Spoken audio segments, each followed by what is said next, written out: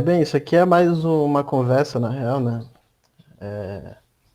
Porque eu penso assim, quando eu estava começando na área, eu queria saber não apenas a parte técnica, mas também como é que é a vivência, né? Como é que uma pessoa que está iniciando, que vai se desenvolver nessa área, o que que ela passa, quais são os dilemas e tudo isso que ela vai viver, né? Então, eu estou trazendo um pouco disso tudo junto aqui, mas também eu vou trazer um pouco de parte prática no final. Geralmente, essa parte final eu costumava fazer mostrando o código mesmo.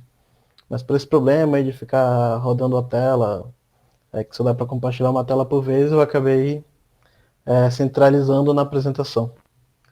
Enfim, o tema, né, é inteligência artificial, dados e a verdade que não nos é dita. Bem, um pouco de background meu aqui, né? Eu me formei como engenharia, na verdade, na Federal do Amazonas, há um certo tempo já atrás. E aí eu comecei, depois eu já fiz o TCC na área de inteligência artificial e comecei a vagar por essas áreas aí. Já mexi com data science bruto, né, tratando dados relacionais. Já trabalhei com visão computacional e também processamento de linguagem natural. Hoje eu sou tech lead do time de ciência de dados do James Delivery e posso dizer que grande parte das soluções que envolvem IA tem pelo menos um pouco a ver comigo. Tá, esse slide aqui eu roubei da apresentação do meu chefe, inclusive no próprio Sidão, que ele meio que contextualizou um pouco a empresa. Então, o que é o James? O James é um serviço de entrega, mas além disso também é algo que uma empresa que se desenvolveu muito no ano passado. Passou de, sei lá, 20 pessoas que tinha em 2018 até mais de 500 agora espalhadas pelo Brasil. Já está presente em 13 unidades federativas. As viagens, as entregas que fez no ano de 2019 corresponde a 114 voltas ao redor do globo. E o total de pizzas vendidas equivalem a 6 Cristos Redentores. Então foi uma empresa que teve esse desenvolvimento rápido, né? Passou por uma aceleração muito grande nesse ano de 2019. Basicamente também em grande parte pelo apoio do Grupo Pão de Açúcar, né? Que adquiriu no final de 2018. Então foi a verdadeira definição de crescimento exponencial. Esse aqui é outro slide que meu chefe, o Fábio Tavares, tinha apresentado também, mas é basicamente para retratar como que a gente lida com os problemas de dados, né? Quais são os desafios que a gente tem dentro do James. Aí você vê coisas como atração, como é que eu faço para atrair o cliente para a plataforma? Qual é a melhor forma de atrair esse cara e como que eu faço isso gastando pouco? Aí tem funil, né? Às vezes o cara baixa o aplicativo, faz o cadastro, mas não compra. Então tem todo esse funil para acompanhar o usuário dentro da plataforma. Tem o ciclo de vida, né? Como que ele se desenvolve lá dentro. A retenção para estudar formas para segurar aquele cara. É, experiência, satisfação, churn, que é evitar que o cara saia da plataforma. Isso aí são coisas meio que padrão de todas as empresas, né? Só que uma peculiaridade do nosso modelo de negócio é que a gente tem que olhar isso umas 3 vezes. Em cada uma das faces. Vai ter a face do cliente, vai ter a do entregador e vai ter também a do parceiro. Então, meio que o problema que às vezes acaba sendo simples pode ficar se triplicando. Enfim, não é bem esse o foco, né, da palestra. Fugir um pouquinho. Agora eu vou começar de fato com o que estava planejado. Bem, aqui eu elenquei uma das 3 principais carreiras da área de dados e 2 da área de inteligência artificial pura, assim, por assim dizer. Por que eu fiz isso? Porque muitas vezes a gente fala de dados, inteligência artificial, E essas coisas muitas vezes se cruzam e às vezes elas acabam se separando. Então, às vezes você pode até ver uma vaga de Data Scientist que é praticamente um engenheiro de Machine Learning, que não tem quase nada a ver. Então, não é uma definição tão clara. Muitas vezes há nuances que vão jogando você para uma área ou para outra. Sobre meu desenvolvimento, eu comecei mais para essa área aqui, área de IA pura, por assim dizer, mas eu comecei a gostar muito de dados e eu vou falar por que eu decidi ser cientista também. Aí começamos a analisar as diferenças, né? Por exemplo, quando você é um engenheiro de machine learning, sua única preocupação é ter a melhor acurácia possível e ter um tempo de resposta excelente. Claro que geralmente isso acaba sendo um trade-off. Dificilmente você vai conseguir conciliar essas duas coisas. Às vezes você acaba tendo que sacrificar uma para maximizar a outra. E outra preocupação é tipo qual a estrutura física que você vai ter e qual a estrutura de serviço. Você precisa rodar isso real time, você precisa rodar isso de um dia para o outro. É uma preocupação mais de engenharia, assim, por assim dizer, de software, né? Algo mais tradicional. Agora, como cientista de dados, você não pensa só em acurácia. Você precisa validar estatisticamente várias vezes aquilo que você está estudando, você precisa provar diversos pontos. E às vezes a interpretabilidade do modelo é tão importante quanto a acurácia. O que isso quer dizer? Que você conseguir entender por que aquele modelo tomou aquelas decisões tem tanta importância quanto o quanto ele vai acertar. Outra parte também importante é o pré-processamento dos dados. Né? Você tem que tratar muitos dados, tem que sujar um pouco as mãos, por assim dizer, né? Porque às vezes nem tudo vai cair no colo dos engenheiros. Então, alguns tratamentos básicos você tem que fazer, tirar o outlier, se for texto, vai ter que limpar o texto. São esse tipo de coisa que acaba acontecendo muitas das vezes. Aí, para descontrair um pouco, né, eu coloquei dois memes, duas imagens, para meio que referenciar essas diferenças que eu falei nas duas carreiras. Uma coisa curiosa, né, que se você vai trabalhar com redes neurais profundas, você precisa de dados e dados numa quantidade absurda. Às vezes mais do que na casa dos milhares, né? Às vezes na casa dos milhões. Então, são áreas relacionadas, sim, mas que têm suas peculiaridades. Na área de engenharia, eu desenvolvi algumas aplicações que, por questões de contrato, eu não posso mostrar aqui diretamente, mas eu coloquei umas muito parecidas que ilustram o que está por trás dessas aplicações. Né? Aí a gente vê aqui do lado o sistema de detecção de sonolência de condutor, bem simples de ser feito, que quando ele pega os pontos dos olhos aqui, e quando essa distância entre alguns pontos e os outros pontos fica mínima, ele detecta que o cara está dormindo. Então você consegue gerar essa informação aqui em cima, que aí, sei lá, você pode alertar a empresa que o cara trabalha, você pode jogar um alarme sonoro. Tudo depende da característica do problema que você está tratando. E aqui é um detector de objetos padrão, né? Provavelmente o que está rodando aqui nesse vídeo é o YOLO, que é um muito conhecido, que ele quebrou paradigmas por ser justamente real time. Então você, num dispositivo não tão forte, você conseguia analisar os objetos que estavam passando na imagem em tempo real. E aí a gente vê várias aplicações úteis, né, mas também tem algumas não tão úteis, mas que não deixam de ser legais, como esse sistema de detecção de guaxinim. Agora, mais um pouco aí, quebrando o gelo, né? O cientista de dados acaba sendo mais ou menos o cruzamento entre um estatístico e um engenheiro de software, né? A gente tem um estatístico agora com a gente na equipe, inclusive, vez ou outra a gente fica discutindo algumas coisas, discutindo alguns paradigmas, falando se Python é melhor que R, a resposta aqui é sim. Então, acontece muito isso aí. Agora, cara, não sei nem se isso vai dar o tempo todo. Acho que vai ser bem mais rápido, na real.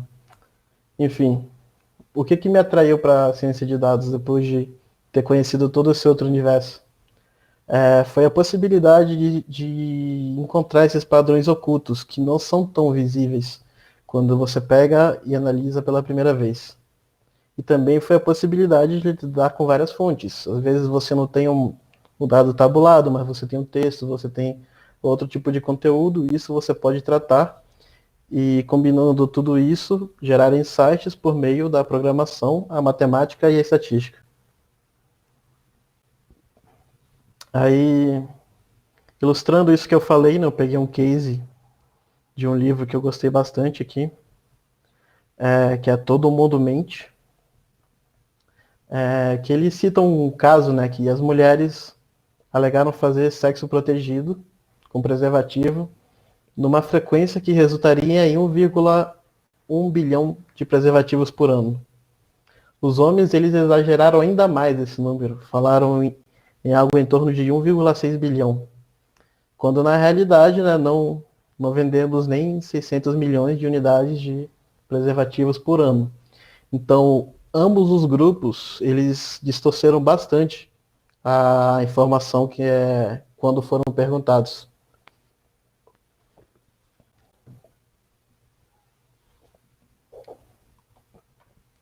Por que isso acontece? Isso acontece pelo viés de desejabilidade social. É uma palavra que fica muito estranha quando você coloca no português. Né? Mas, enfim, então o que se conclui disso é que quanto menos ciência a pessoa tem que ela está te passando aquela informação, mais confiável ela vai ser.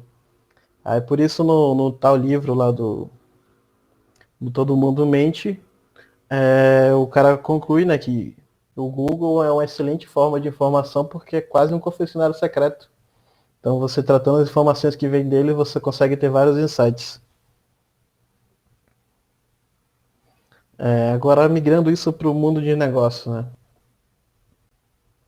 Por que a gente trabalha com Data Science? Porque a gente tem uma necessidade de entender melhor o cliente, sem depender só de pesquisas. Né? Se você ficar só perguntando toda vez, e aí, tá tudo bem, a plataforma é boa, você está satisfeito com o que eu estou fazendo? Primeiro que provavelmente você só vai ter respostas àqueles que estão interessados em responder, né? Basicamente. Aquele cara que geralmente ainda está contigo e tudo mais. Geralmente o cara que já saiu da plataforma não vai querer nem mais contato. E também é importante para quebrar a cultura do achismo, né? Porque se você acha uma coisa, seu chefe acha outra, seu chefe 99% das vezes vai achar mais que você e acabou, não tem mais o que discutir. E também a necessidade, né, de detectar os padrões ocultos e tentar antecipar algumas ações.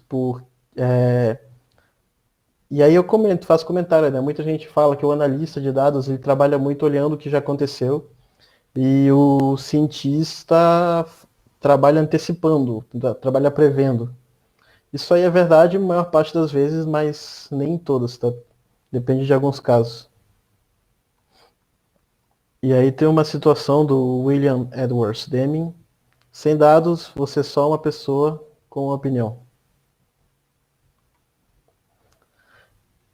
Nessa parte aqui, que é a parte que geralmente é em código, né? Eu trouxe informações do consumo de energia elétrica de uma região dos Estados Unidos. E aí eu vou tentar mostrar como é que seria um forecasting, meio que usando um método não tão convencional.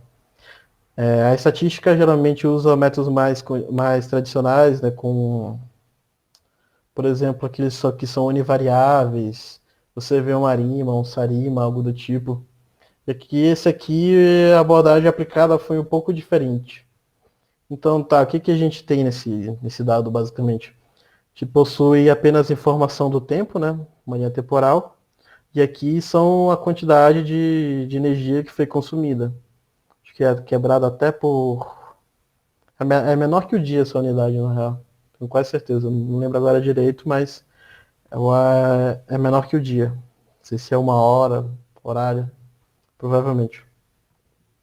Então, para resolver esse problema em questão, né, a ferramenta que eu escolhi foi o XGBoost, e a metodologia indicou separação de treino e teste, né, sendo que 2012 e 2015 seria só treino, e mais de 2015 seria o teste. Tá. Aqui é uma manipulação que você tem que fazer quando você vai trabalhar com modelos mais tradicionais que não são feitos para essa previsão, né? Você acaba tendo que gerar essas variáveis que representam a passagem do tempo. Por exemplo, aqui você tem a hora, o dia da semana, aqui o quarter, né? O mês, o ano, o dia do ano, o dia do mês e a semana do mês. E aí, com essas variáveis aqui, o objetivo é você ilustrar a passagem do tempo em várias dimensões, né? Às vezes aqui na hora você só quer. Aqui na hora você só quer passar como é que funciona a sazonalidade diária, né? E aqui você está querendo passar a sazonalidade semanal, por assim dizer. Aqui você estaria passando tanto a tendência do ano como a sazonalidade, que é aquela curva apresentando o ano. Aqui é o ano. E aqui é basicamente só tendência, né? Então, algo que era apenas uma variável, né, ao longo do tempo, acaba se quebrando em várias colunas de informação. E aqui, por exemplo, a gente já vê a presença de uma sazonalidade, né? Parece ter uma sazonalidade bem regular, na real. Então, parece que a expectativa é que o modelo consiga atender isso de forma bem acertada.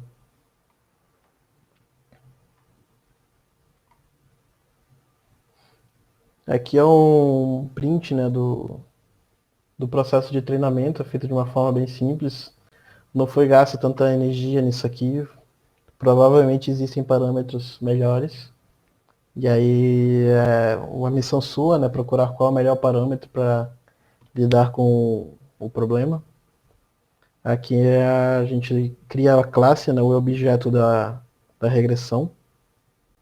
Passa o parâmetro de entrada de como ele vai se comportar. A gente coloca os parâmetros de entrada, no caso seriam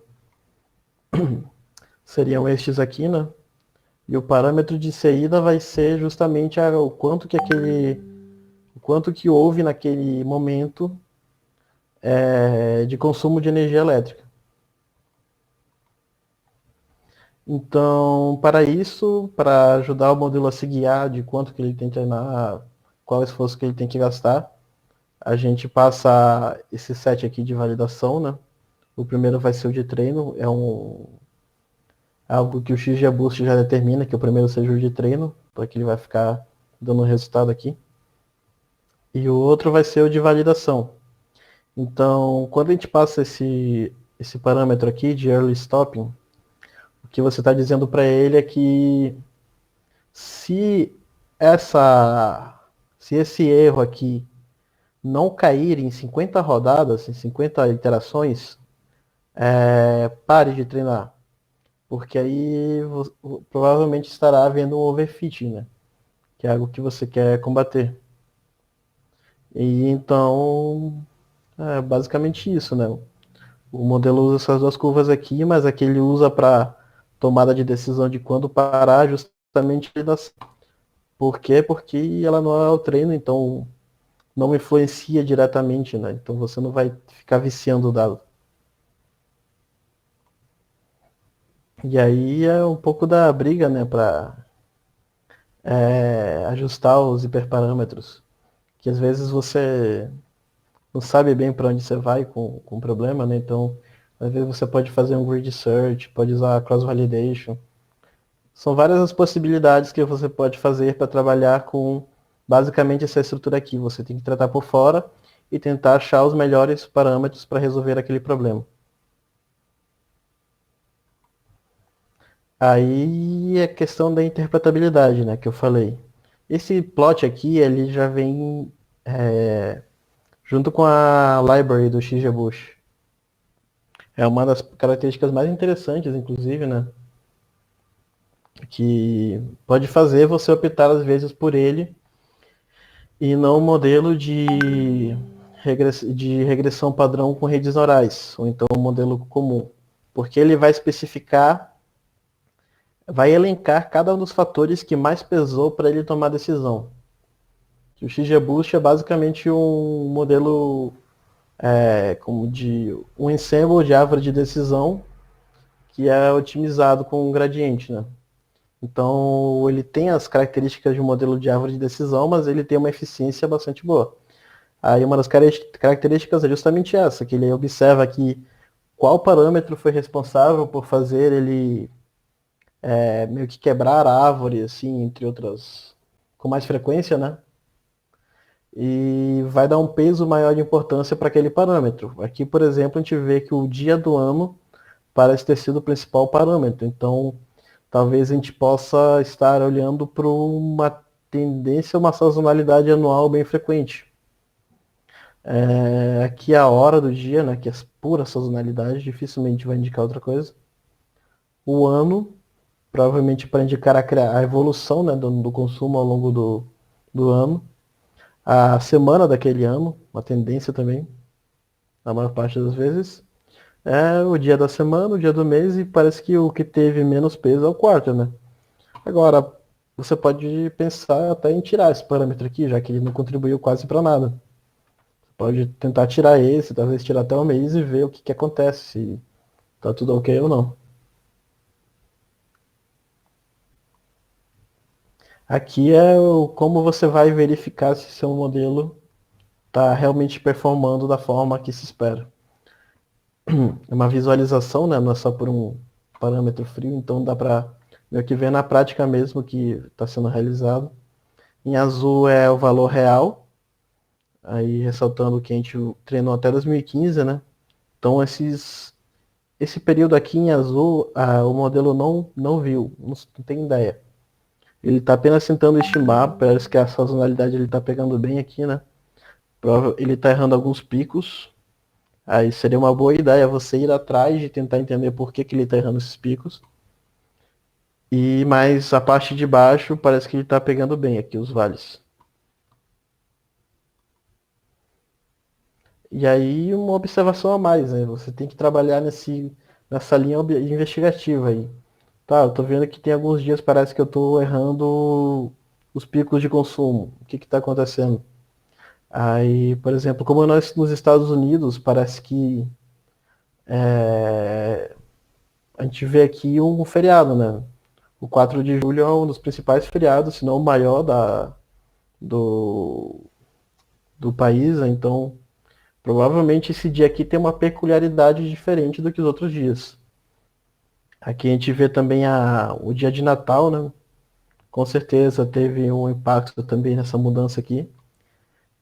E isso aí parece sugerir com que talvez fosse interessante a gente ter uma variável a mais no nosso dataset, pode ser até feita na mão, pegando de alguma outra fonte externa, que indicasse se aquele dia é um feriado ou não. Isso aí talvez poderia mitigar o erro. Se é verdade, ainda não sei. Às vezes a nossa intuição acaba sendo atraída. Mas pode ser que sim. Valeria com certeza o teste.